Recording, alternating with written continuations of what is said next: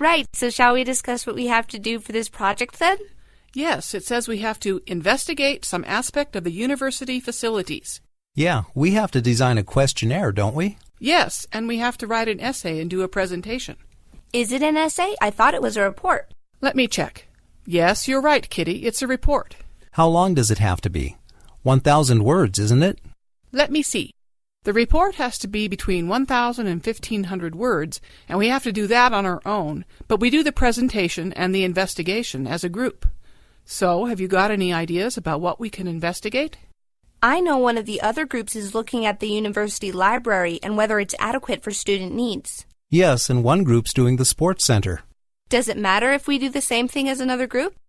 I don't think so, but I was wondering about investigating transport. Transport? Yes, we could look at whether people think the bus service is regular enough, and we could also look at car parking facilities. We could look at the cycling facilities, too. There's never enough space for all the bikes in the bike sheds. I'm sure the university could afford to build more, what with all the fees we pay. Okay, I'm happy with that idea. So how should we go about the investigation then? Well, we could make some questionnaires.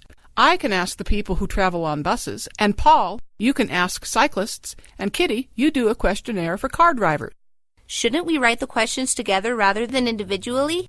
Yes, that's what I meant. We can write the questionnaires together, but each of us can be responsible for carrying out the questionnaires individually. Does that sound okay? Sure. We should get some quantitative data, too. You could count how many people get on and off the buses at different times, and I can count how many bikes there are in bike sheds, that sort of thing.